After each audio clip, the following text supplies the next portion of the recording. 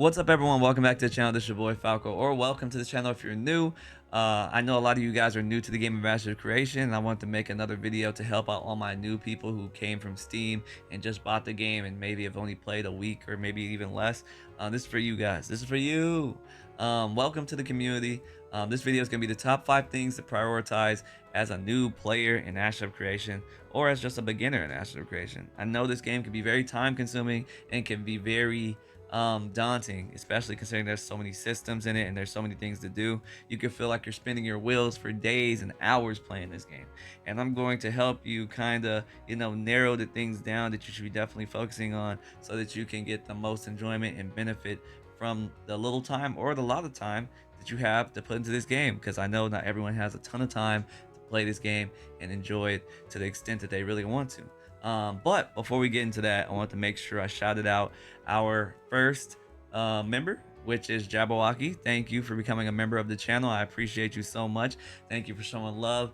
I appreciate it. So we got to make sure we shout out them, as well as we want to shout out all you guys who are members or just not members, subscribers of the channel, and who follow and like and hype up these videos. You guys are the best. You guys have shown so much love to this channel and have made this channel grow so quickly in such a small amount of time. I appreciate you guys, the ones who've been enjoying the videos and just vibing and also joining the streams. I've been streaming too. There's been so much love all around, so I appreciate you guys so freaking much. If you guys do want to watch the streams, I do stream every Thursday, Friday, Saturday, and Sunday on Twitch and YouTube. So come by if you guys have any questions. If you're new, if you just want to talk and vibe and just have anything, I try to answer everything I can on stream. So make sure you guys come by and say hi. All the links are down below: podcasts, social medias, all that jazz. But let's get into this video. I hope you guys enjoy it. Let's get it. All right, guys, we are in the game of Asher creation, and I'm about to get into these top 5 things that all of my new people to Asher creation should prioritize.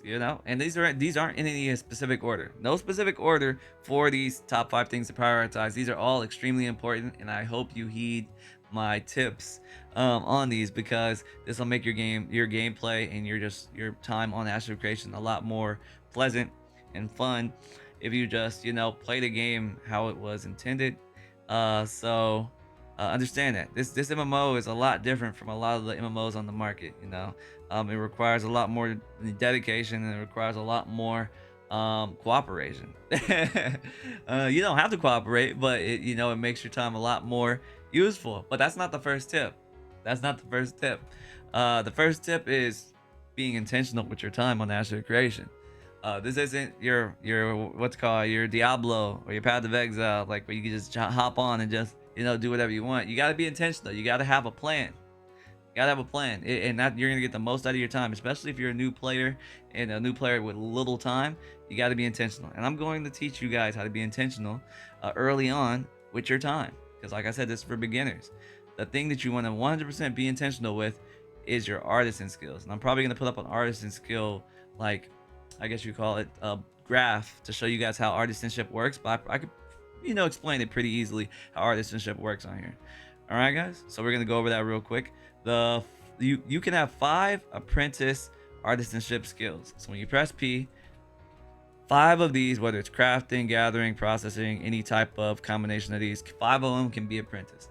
Out of those 5 that you make apprentice, 4 of them can be journeyman. Out of those 4 that you make journeyman, 3 can be master. Master is not currently in the game, but that's how it's going to be. So you're gonna have to understand, out of those 4 journeyman, 3 can be master, and then out of those 3 that are master, 2 can be grandmaster. All right, so understand that, and understand when you're picking those, which ones are going to be your money maker. Like, how do you plan or want to make money? That's gonna be kind of your loop, at least artisan loop, on how you can make money, because obviously there's other ways to make money in the game. You could do caravans and stuff like that, but being intentional with that is going to set you up for success in multiple ways, because artisan gear gives you actual combat stats depending on the artisan gear you wear. You can get combat stats. Currently on this character I don't have any of those, but you can get artisan skill stat boosts, and you can also get physical or magical or just what's called adventuring stat boosts from your artisan gear. Plus, you can make money from it. Like if you're a gatherer, maybe you want to be a full gatherer and you want to just go all into gathering. You can go all of these into apprentice and then 4 of them into journeyman. Maybe you want to be a crafter, you know. There's certain things you need to, be wary of when you're making this game or when you're playing this game. That will help you a lot. That will help you immensely when you're, trying to make certain, things happen within the game, as well as be intentional with your traveling. This game obviously is a huge ass map. It's an extremely big map, as you can see, and it's only going to get bigger. You got to be intentional with where you need to travel, whether it's for crafting, whether it's for processing, whether it's for making gear, or whether it's for selling stuff, because obviously every town has its own market. You got to make sure you get real comfortable with, clicking on the pressing M and then clicking on one of these maps, or not maps, clicking on one of these banners and knowing what, services are applicable at certain settlements. Because if a certain, like, I guess you call service is not at the settlement, you may not want to go to that one, and you may not want to keep going back and forth, just hovering or just running between settlements to see what specific services are there that you need. That's another big thing. So yeah, just being intentional. There's a lot of ways to be intentional in this game, and maybe I will make a video if you guys really want me to talk about all the ways that you can be intentional with your time on asset creation. Let me know if you guys want me to go more in depth with that. But just making sure you're intentional and knowing what you're going to do and not spinning your wheels being like, oh, I want to do this, I want to do this. No, do you want to gather? Go gather for the day. Do you want to go and freaking level your character? Go and level your character for the day. Make sure you have a party with that.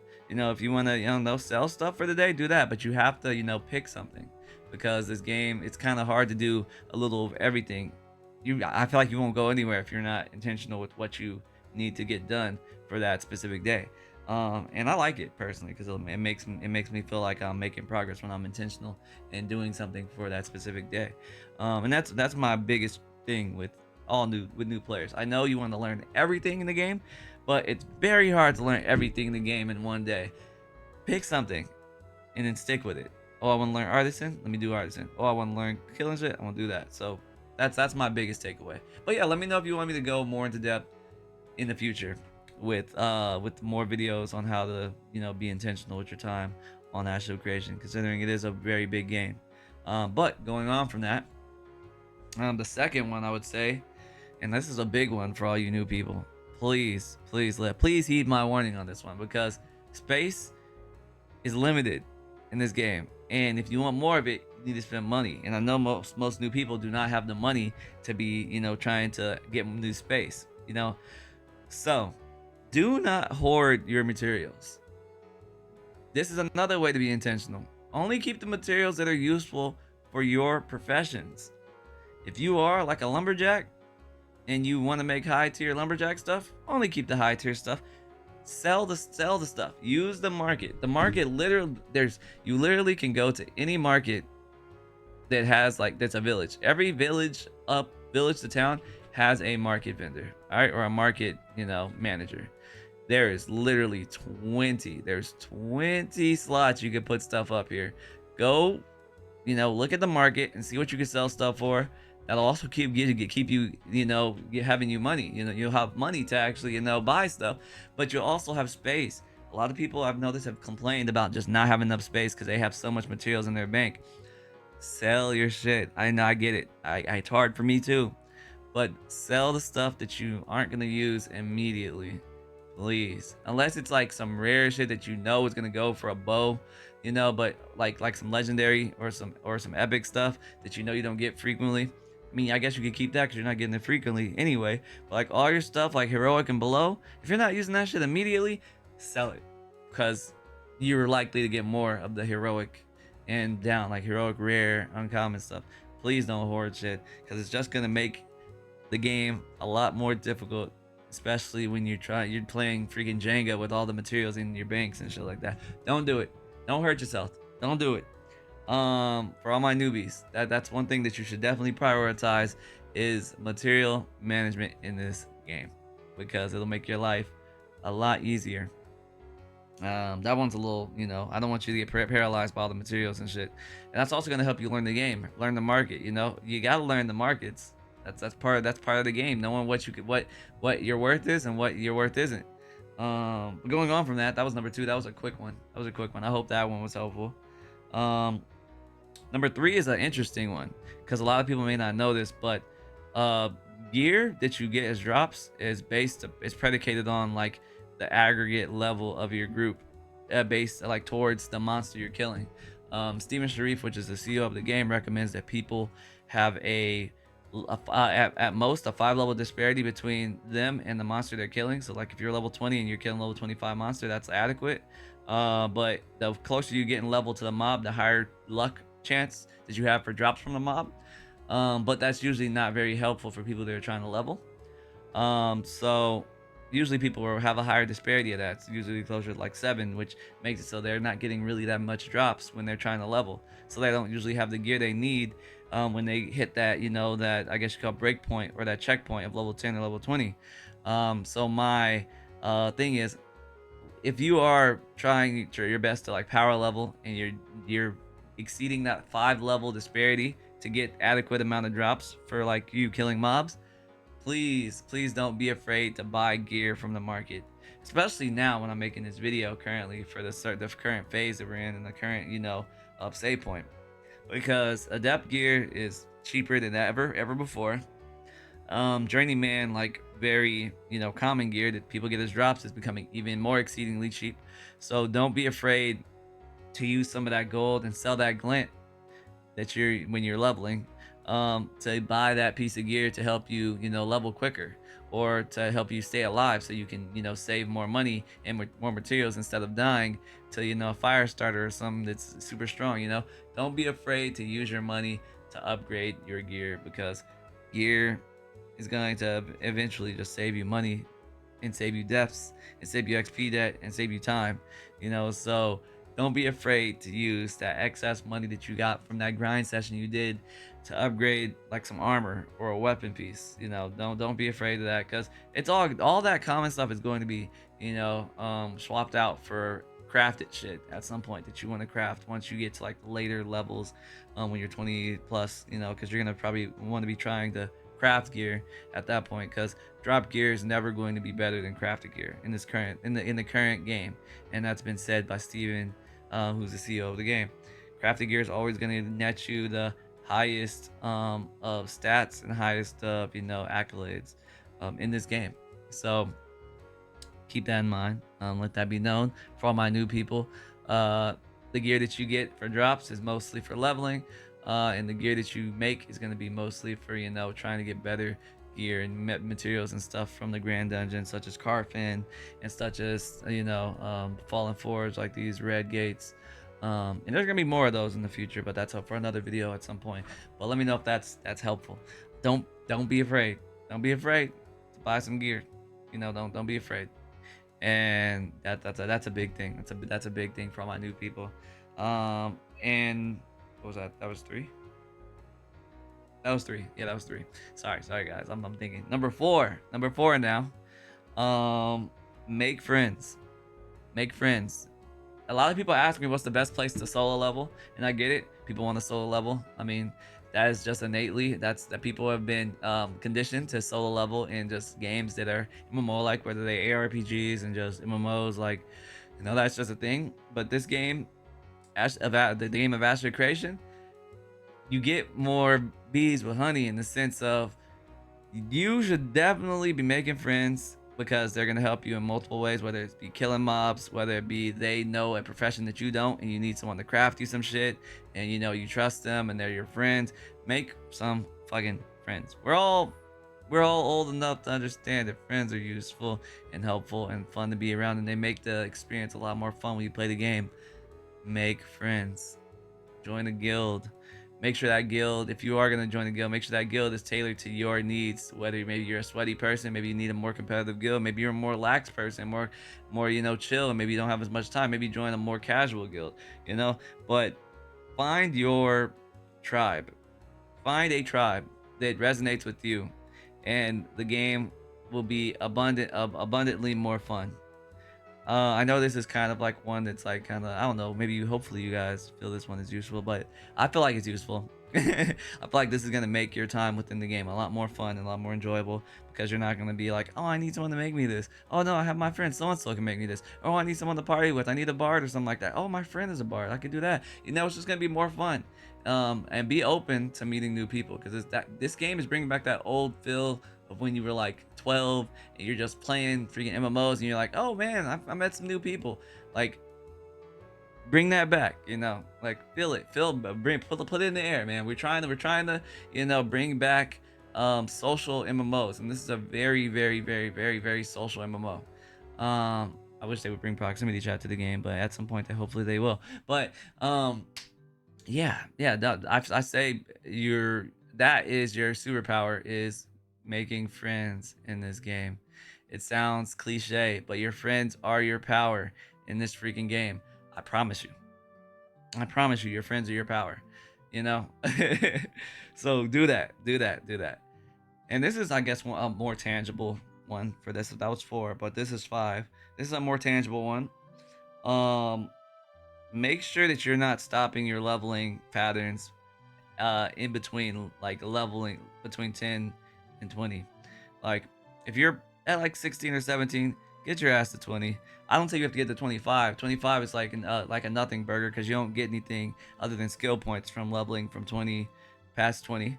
You know, you get extra skill points, but you don't get any extra power, I guess you would say, because you can unlock the best gear, level 23, level 26, and level 29 gear.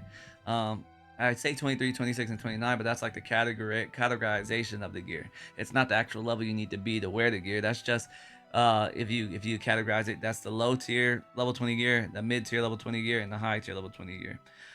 You can wear all that gear at 20. So that's why I say, if you're level 9, get to 10, please, because you're gonna get a big power spike based on the gear that you can buy and the gear that you can wear and the gear that you may even have in your inventory. Maybe you got lucky and got some gear, some weapons. Get those levels, because it's gonna make your time in Vera a lot more smooth and seamless, because you may not be dying as much. So if you're level 18, get to 20 so you can wear your radiant gear.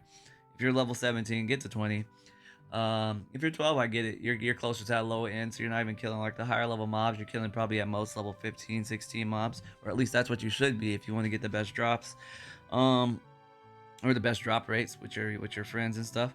But yeah, I would say make sure you skirt the line of staying closer. If you're gonna do like a big grind of leveling, make sure you finish that grind of leveling at that breakpoint, 10, 20, at some point 30, at some point 40, at some point 50 if there's level 50 gear.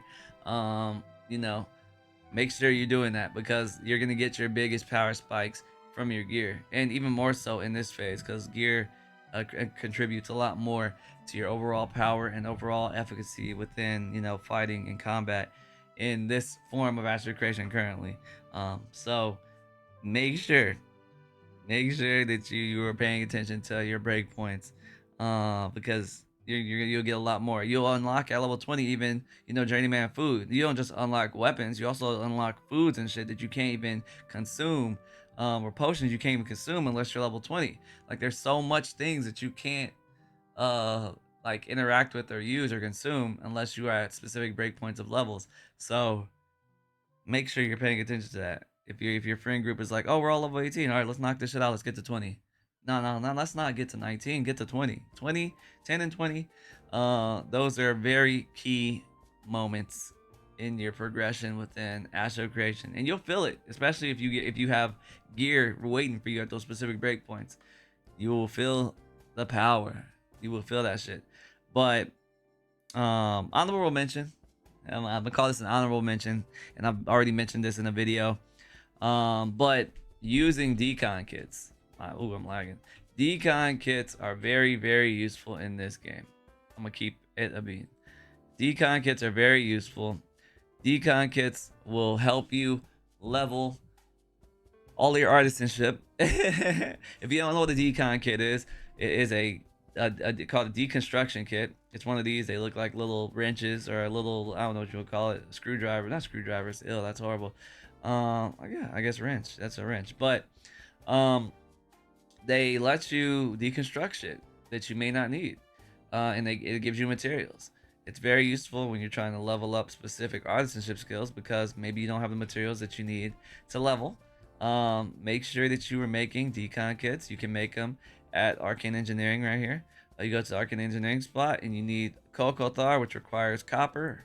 You need turpentine, which requires Western Hemlock, and then you need granite. Which, I mean, you do this at stonemasonry, you do this at alchemy, and you do this one at metalworking. Those you make eat for one of these, you make 6 decon kits. It's not 1 to 1, so it's 1 to 6. So one time craft gives you 6 decon kits. They're super helpful. They make it so you're able to, maintain a constant flow of the materials you need to craft shit. They're just very helpful. I know I've already mentioned this for all the people who probably already watch my videos, but that's for all the newer people. This is for new people. I know new people are still coming into Astral Creation, so I wanted to make sure I helped them.